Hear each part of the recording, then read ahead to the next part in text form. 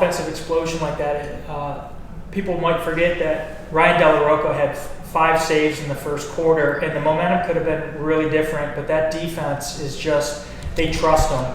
Yeah. Can you just give us a little color around that? Yeah, 10 saves in the first half. I mean, it was 10-1 in the saves count after the first half. And we talked about that as, hey, offensively, I'm really proud of how you're shooting, but don't forget that defensively, the stops that we're getting are allowing us to pull away the way we were. And what's even cooler stat is we only made 1 save in the second half, gave up 3 shots on goal. So part of Ryan's ability to close the door early gives our defense such confidence and comfort to sit down and play physically. And you saw that transcend over the game where started with 10 saves and a half and ended with 11, but I think that's because he gives our guys so much belief and confidence in the early part of the game.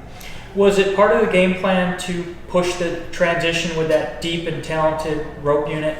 Yeah, it was. We felt like the last 2 games we did not generate any express goals except for 1, and we felt like that was kind of indicative of our score. I know Robert Morris, we got to 13, but we felt like we could have opened it up a little bit more if we trusted those rope unit guys to run. So we practiced on Monday for about 90 minutes, and about 40 of it was focused on transition, which normally doesn't show itself as quickly as it did, but it was pretty cool to see us generate some offense like that in the first half. 9 of the 10 goals in the first half, I think, were assisted. And once again, it goes to the tempo and the transition, but it just seems like the guys are so unselfish. It's become kind of the norm for our offense. I believe we've been over 65% assisted goals the last 4 games.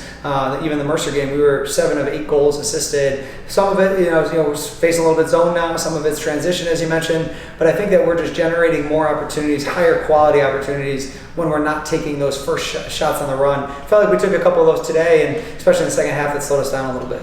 There was one play in the game where Jackson Intrieri went back and helped stop a fast break going the other way and got stuck on defense. And you could see it's such a lift. And when Jackson Intrieri plays with swagger, like he often does, the whole team rises.